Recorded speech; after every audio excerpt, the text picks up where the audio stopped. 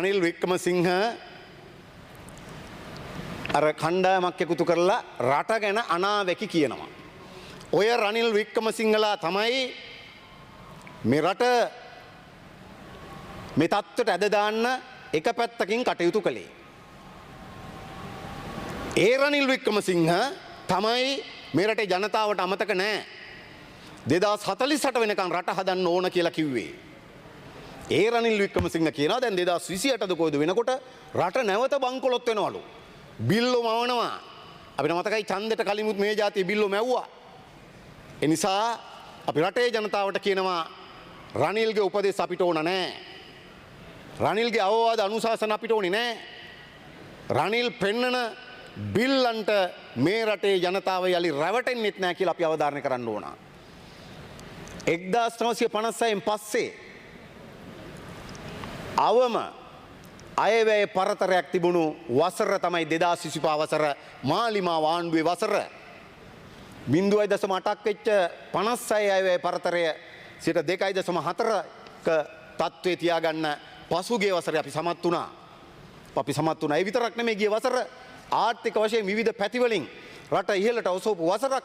වැඩිම සංචාරක පැමිණීම, වැඩිම සංචාරක ආදායම, වැඩිම ප්‍රේක්ෂණ විදේශ ප්‍රේෂණ ලැබීම්, වැඩිම විදේශ ප්‍රේෂණ ලැබීම් ලෙස වාර්තා විතරක් නෙමෙයි ඉතිහාසයේ පළවෙනි වතාවට අපේක්ෂිත ආදායම් වලට වඩා බදු ආදායම් ඉහළ දමාගත්ත ආදායම් වසරක්. බිලියන 4900 වෙනුවට බිලියන 5200ක බදු ආදායම් ලැබුව වසරක් මේ වසරේ. මුල් මාස 6ට විතරක් බිලියන 3000කට ආසන්න බදු ආදායම් ලැබලා තිබෙනවා. නිසා රනිල් ඔයා කියන විදියට නෙමෙයි රට ගමන් කරමින් තිබෙන්නේ. ඊට වඩා වෙනස් තැනකට මේ රටේ ආර්ථිකය අස්ථාවරලා තිබුණ, බංකොලොත් කරලා තිබුණ රට ක්‍රමානුකූල විදිහට අද එසවෙමින් තිබෙනවා. නිසා ඒක ගැන කලබල වෙච්ච අය විවිධ බිල්ලෝ මවමින් රටේ ජනතාවට බිල්ලෝ මවන්න සූදානම් ඉන්නවා. ඒ විතරක් නෙමෙයි කියන්නට ඕන දැන් මීට කලින් කතා කරපු ගරු මන්ත්‍රීතුමත් අධිකරණයේ ස්වාධීනත්වය ගැන ඊට කලින් කතා කරපු බොහෝ දෙනෙක් අධිකරණයේ ස්වාධීනත්වය ගැන ප්‍රජාතන්ත්‍රවාදය ගැන කතා කළා. කවුද මේ?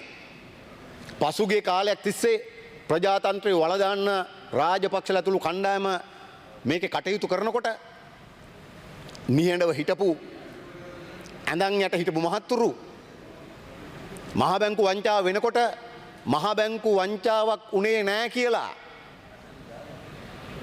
නැත්ත වෙනුවට ඇත්ත කියලා පොත් ලියපු මහත්තුරු කර්තෘවරු අද එනවා රටේ ප්‍රජාතන්ත්‍රවාදය ගැන කතා කරන වංචාවලට උඩගෙඩි දීපු වංචාවේ විදියට යන්න හැදවු මහත්තුරු perpetual treasury සමාගමත් එක්ක දුරකථන නැමතුම් 64ක් දුන්න මීට කලින් කතා කරපු මහත්තයා.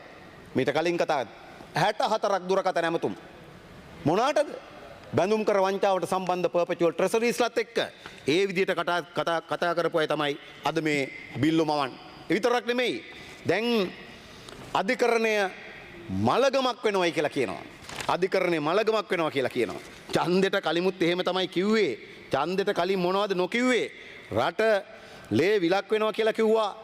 මාලිමාවේ ආණ්ඩුවට බලය ගියොත් රට ලේ විලක් වෙනවා. හැබැයි මතක තියාගන්න ගරු මූලසතුරු මන්ත්‍රීතුමනි මැතිවරණ 3ක් තිබ්බා. විරුද්ධ පාක්ෂිකයන්ගේ හිත් රිදවන්න එක රතිඤ්ඤ කරලා පත්තු කරපු නැති මැතිවරණ 3ක්.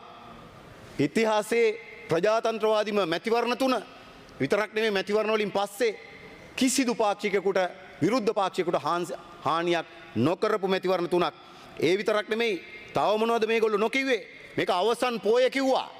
ආයි පන්සල් වලට දාන්නේ නැහැ කිව්වා. පෙරහැර යන්න වෙන්නේ නැහැ කිව්වා. හැබැයි අවුරුදු 16කට පස්සේ දලදා ප්‍රදර්ශනයක් පැවැත්වුවා අපේ ආණ්ඩුවෙන්. ජාත්‍යන්තර සාම පාගමනක් පැවැත්වුවා. වියට්නාමයේ පඤ්ඤාකර ස්වාමින් වහන්සේ වැඩම කරලා ධාතුන් ප්‍රදර්ශනයක් කළා ගංගාරාමේ. මෙහෙමයි කටයුතු කළේ මේ ආණ්ඩුව. හැබැයි මොනවද කිව්වේ? බලයට එන්න කලින් මේ විදියම බිල්ලෝ මැව්වා. අද අධිකරණේ මලගම් ගැන කතා කරන මහත්තුරු එදා මේ જાතියම බිල්ලෝ මැව්වා. රනිල්ලා, සජිත්ලා, නාමල්ල මේ කට්ටියම. නිසා අද සියල්ල බොරු බවට පත් වෙලා තිබෙනවා. IMF එක රට අතහැරලා යයි කියලා කිව්වා. එල්බෝඩ් කාරෝ ටිකක් තමයි එන්නේ. පුරුදු නැහැ, දන්නේ නැහැ, වැඩ බෑ කිව්වා. හැබැයි අද මොකද වෙලා තියෙන්නේ? ආර්ථිකේ ස්ථාවර වෙලා හැම දර්ශකයක්ම ඉදිරියට යමින් තිබෙනවා. ජාත්‍යන්තර සහයෝගය නැති වෙයි කියලා කිව්වා. අද මුළු මහත් ජාත්‍යන්තරම මේ ආණ්ඩුවට සහයෝගය දෙනවා විතරක් නෙමෙයි ජාත්‍යන්තර දර්ශකයන් හැම එකකින්ම මේ ආණ්ඩුව ඉහළට එසවිලා තිබෙනවා. ඔබතුමායි කාලේ තව විනාඩි 2යි ගරුණීය. ණය ශ්‍රේණිගත කිරීම වලින් ඉහළට එසවිලා තිබෙනවා. ඒ විතරක් නෙමෙයි ලෝක සාම දර්ශකයේ ස්ථාන 30කින් ඉහළට අවිලා තිබෙනවා. ලෝක දූෂණ දර්ශකයේ ස්ථාන 14කින් අදූෂිත රටවල් අතර ඉදිරියට අවිලා තිබෙනවා.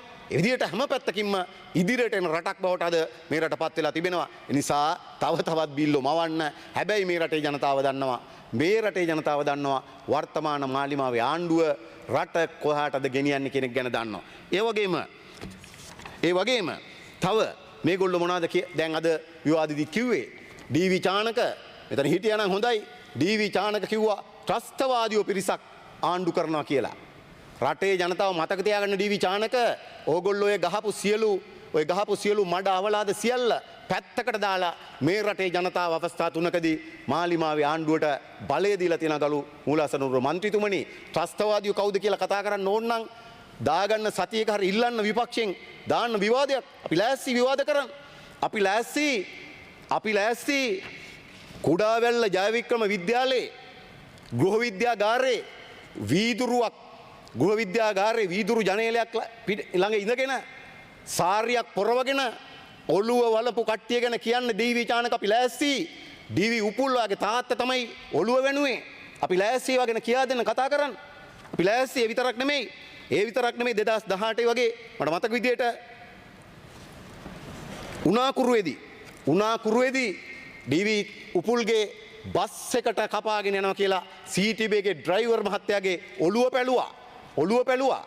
ඒ විතරක් නෙමෙයි එයාට වඩා වැඩි මිලට මාළු ගන්නවයි කියලා මාළු ගන්නාපු මාළු ව්‍යාපාරිකයන්ට මාතරින් ගාල්ලෙන් මොනවද කරේ? ඔවුන්ගේ සහචරයෝ දාලා ගහලා එව්වා. අපි ඕන්නම් කියලා දෙන්නම්. ඒ විතරක් නෙවෙයි වාගේ වර්තමාන නායක කාලය අවසానයි. මහින්ද රාජපක්ෂ මෙරට කීර්තිමත් නීතිඥයෙක් වෙච්ච මෙරටේ ප්‍රගතිශීලී ජනතාව වෙනුවෙන් පෙනී හිටපු විජේදාස ලියනාරච්චි පාවලා දීපු හැටි ඔහුව ඝාතනය කරන්න මැදිහත් වෙච්ච හැටි තොරතුරු දීපු හැටි අපි ඕන්නම් කියලා දෙනම් කතා කරමු. නිසා ඒව ගැන කතා කරන්න නම් එන්නේ අපි ලෑස්ති මහත්තුරුනි. අපි ලෑස්ති සතියක් නෙමෙයි මාසයක් විවාද කරන්න මේ පාර්ලිමේන්තුවේ. අපි ලෑස්ති ත්‍රස්තවාදීව කවුද කියලා දෙන්න. ත්‍රස්තවාදීව කවුද කියලා දෙන්න. ඒ විතරක් නෙමෙයි අපි දැක්කා එහා පැත්තේ හිටපු සමහර මහත්තුරුත් අපි ගැන කියනවා. ඒ නිසා අද වර්තමානයේ වගේ නායකයා සුජීව සේනසිංහ මතක තියාගන්න සජිත් ප්‍රේමදාස යගේ තාත්තා මෙරටේ තරුණ තරුණියෝ මෙරටට ආදරය කරපු මෙරටට ප්‍රේම කරපු තරුණ 60,000ක් මරපු විදිහ අපි කතා කරමු. විවාද කරමු අපි ලෑස්ති. එහෙම විවාදයකට යන්න. ඒ නිසා අපෙන් අහගන්න එපා. තව ඕන්නම් ගොඩක් දේවල් කියලා දෙන්න. ඒ නිසා අද විශේෂයෙන් හොඳයි කාලය අවසానයි ගරුණීය ජනතුමනි. ගරු මුලසනු මන්ත්‍රීතුමනි. අද කාලය සීමිතයි. ඔබතුමාට තව තත්පර 30ක් විතර දෙන්න. හරි. ඒ නිසා ඊටාම පැහැදිලිව අපි ආණ්ඩුවක් විදිහට ඕගොල්ලෝ උත්සාහ කරනවා. අපි දන්නවා විවිධ වංචා දූෂණ චෝදනා අපේ ලේබල් ගහලා ඕගොල්ලෝ වගේම පිරිසක් කියලා අපි කියන්නේ. ඕගොල්ලෝ නෑ වැරදිච්ච තැන එතන තමයි. වැරදිච්ච තැන එතන මම ඊට කලිමුත් කියලා තියෙනවා මේ ආණ්ඩුවේ මේ 159 දෙනා අතරේ කිසිදු වංචනිකෙක් දූෂණිතෙක් නෑ. හිටියොත් ඕගොල්ලෝ තීන්දුව කිරණ ගන්න කලින් අපි ඒගොල්ලෝ ගැන තීන්දුව තිරණ ගන්න පැකිලෙන්නෙත් නෑ කියන එක අපි අවධාරණය කරනවා. එහෙම ආණ්ඩුවක්. ඒ නිසා දේශපාලන ව්‍යාපාරයක් විදිහට අපි මේ රටේ ජනතාවගේ ජනතා අභිලාෂයන් ඉටු කිරීම වෙනුවෙන් වෙනුවෙන් මැදිහත් වෙන වෙනුවෙන් කටයුතු කරන ආණ්ඩුවක් විශේෂයෙන්ම දැන් අවසන් කරනවා. පහුගිය කාලේ ශානිට රවිට බය වුණා. රංගට බය වුණා. දැන් අලුතෙන්ම බය වෙලා තියෙනවා සූරසේනට. ඒ නිසා නිලධාරීන්ගේ නම් කිය නීතිඥවරුන්ගේ නම් කිය ඒ වගේම හොඳයි විනිශ්චයකාරුන්ගේ නම් කිය ඒගොල්ලන්ගේ බය තමයි අද පෙන්වන්නේ. ඕගොල්ලෝ මොන දහංගට ගැහුවත් අපි මේ රටේ ජනතාව වෙනුවෙන් ජනතා අභිලාෂයන් ඉටු කිරීම වෙනුවෙන් පෙරට යනවා කියන කාරණාව දාන්න කරමින් මම දිනනවා. බොහොම ස්තුතියි.